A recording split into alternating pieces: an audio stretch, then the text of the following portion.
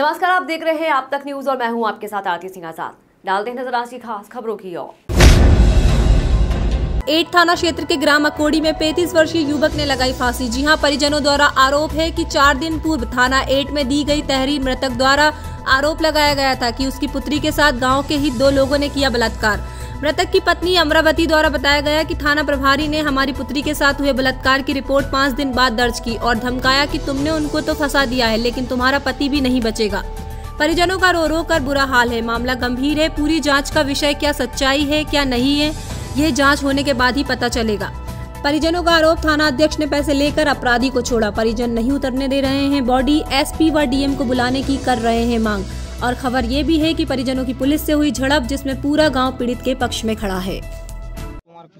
अच्छा, क्या हो गया? घटना घट गई? हमारे बच्ची के साथ इन लोगों ने बलात्कार किया सर। हम प्रार्थना पत्र लेके थाने में गए थे, इन लोगों ने कोई सुनवाई नहीं की। हम लोगों को धमकाया गया। पहले ये लोग हम लोगों को बैठा ले रहे कि बैठो आ रहे हैं। इसके बाद हम 2 घंटे बैठे रहे। इसके बाद ये लोग आए तो इन लोगों ने लड़की प्रार्थना पत्र बस लेके और बस लड़की को बोलने कहाँ, और 10-15 वीडियो बनाए। इन लोगों ने लड़की से बार बार सवाल जवाब किया और इस कमरे में ले गए कंप्यूटर कक्ष में। कहीं हम लोगों ने समझा कि कंप्यूटर कक्ष में जो जीटी पे चढ़ने गई रिपोर्ट, तो हम लोग बाहर बैठे, उसको धमका दिया लड़की को।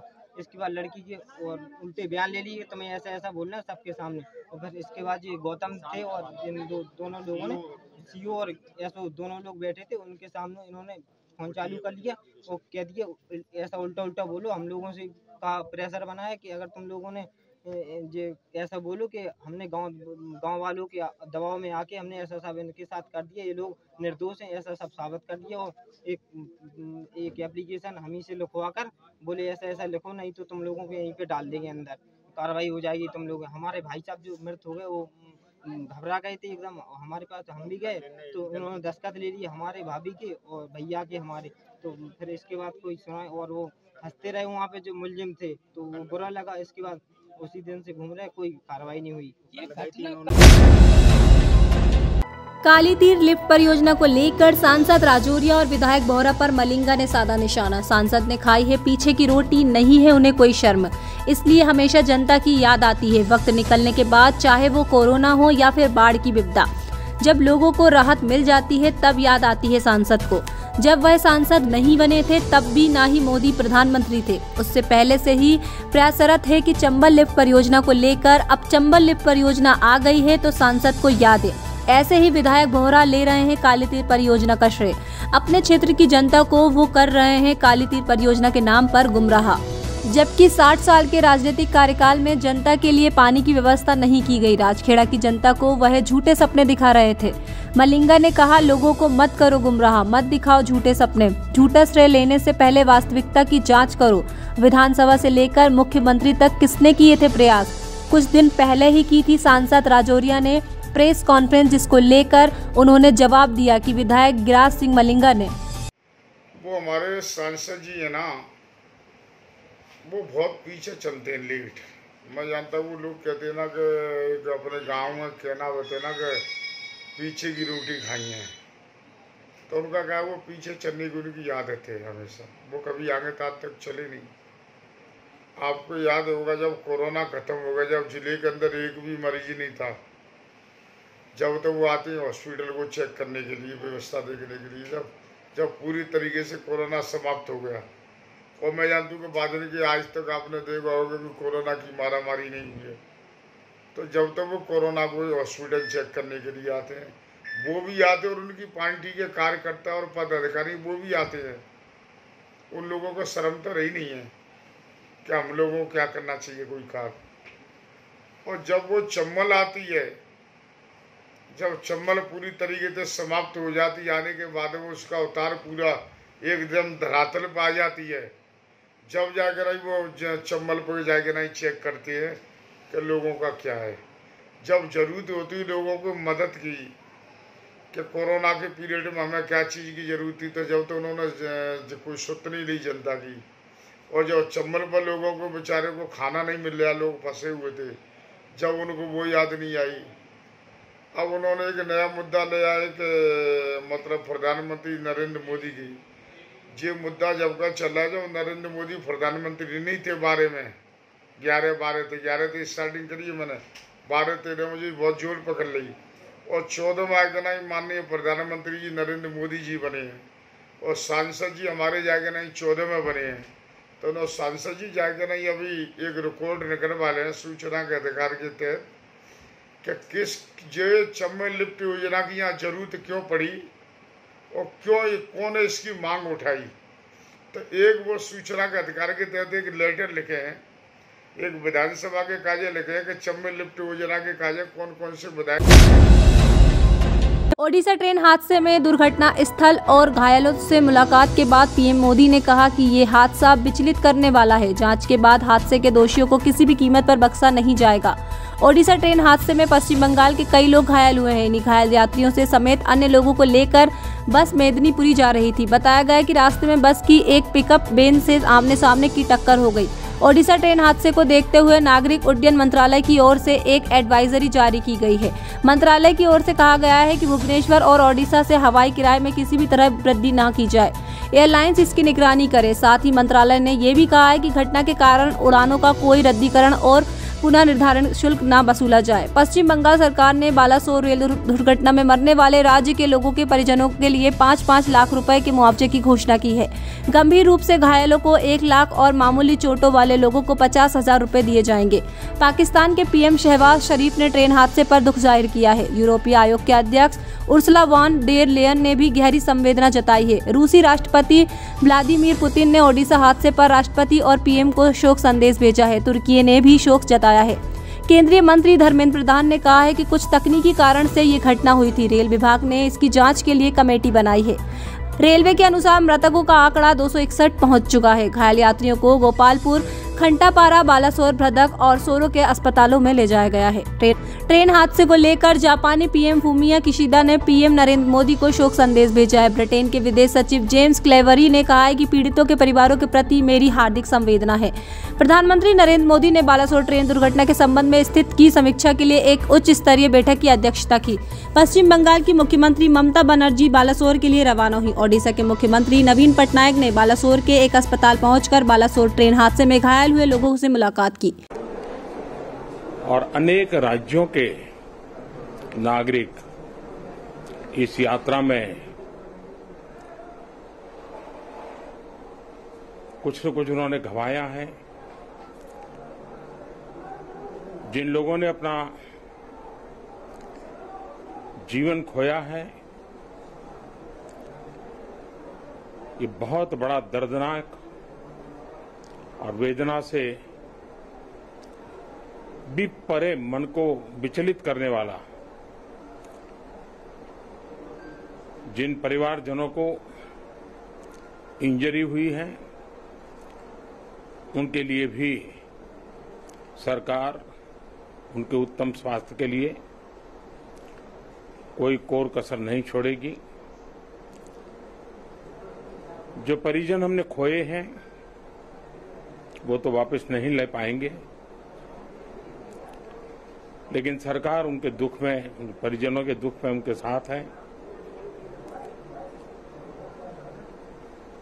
सरकार के लिए ये घटना अत्यंत गंभीर है। हर प्रकार की जांच के निर्देश दिए गए हैं और जो भी दोषी पाया जाएगा उसको सख्त से सख्त सजा हो, उसे बख्शा नहीं जाएगा। मैं उड़ीसा सरकार का भी, यहाँ के प्रशासन के सभी अधिकारियों का, जिन्होंने जिस तरह से इस परिस्थिति में अपने पास जो भी संसाधन थे लोगों की मदद करने का प्रयास किया, मैं यहाँ के नागरिकों का भी हृदय से अभिनंदन करता हूँ, क्योंकि उन्होंने इस संकट की घड़ी में, चाहे ब्लड डोनेशन का काम हो, चाहे रेस्क्यू ऑपरेशन में मदद की बात हो, जो भी उनसे बन पड़ता था करने का प्रयास किया है। खास करके इस क्षेत्र के युवकों ने रात भर मेहनत की है। मैं इस क्षेत्र के नागरिकों का भी आदरपूर्वक नमन करता हूं कि उनके सहयोग के कारण ऑपरेशन को तेज गति से आगे बढ़ा पाए। रेलवे ने अपनी पूरी शक्ति, पूरी व्यवस्थाएं रेस्क्यू ऑपरेशन में extremely tragic train accident. I have to thank the local people, the local teams and others who have worked overnight to save people from the wreckage. Sir, don't you think this railway, the safety should be given preference instead of speed? Railway safety should always be given the first preference. First priority to people suffering. The people have been taken to hospitals here in Balasore, also in Cuttack, so that they recover as fast. 288 dead bodies recover की गई हैं और तकरीबन 1000 से ज़्यादा injured लोग हैं, उनको विभिन्न अस्पताल में भर्ती कराया गया है।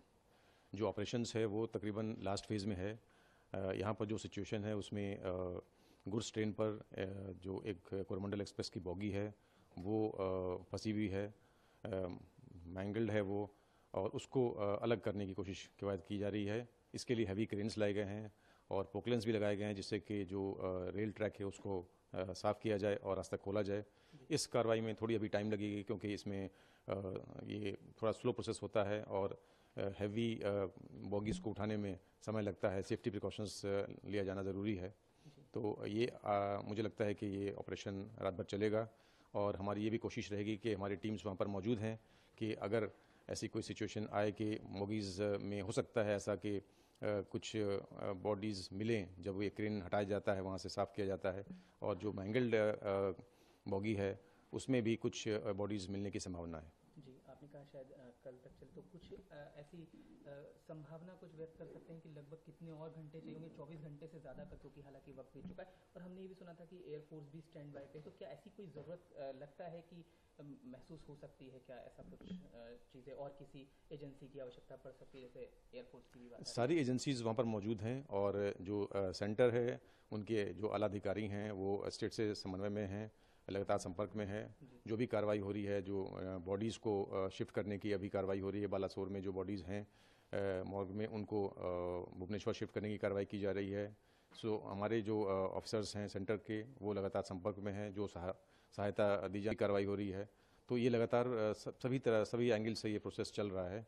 रेस्क्यू एंगल से भी वहाँ पर ट्रूप्स मौजूद हैं अभी, और इसमें थोड़ा सा अभी समय लगेगा। सर, क्योंकि ये एक ऐसा हादसा है जैसा देश ने इतना दुखद पहले नहीं देखा था, और खासकर अगर पहलू की बात करें तो तीन ट्रेनों का कोलिजन, तो किस तरह की एक बार अगर आप बता पाएँ कि मुश्किलात जो हैं वो आई इस पूरे ऑपरेशन में, और अभी भी क्योंकि चीज़ें अंडरवे ही हैं। जी बिल्कुल, इसमें कल जब ये इंसिडेंट हुआ शाम में 7 बजे और तकरीबन अंधेरा हो गया था, तो वैसे ही नाइट ऑपरेशंस डिफिकल्ट होता है। हालांकि स्टेट एडमिनिस्ट्रेशन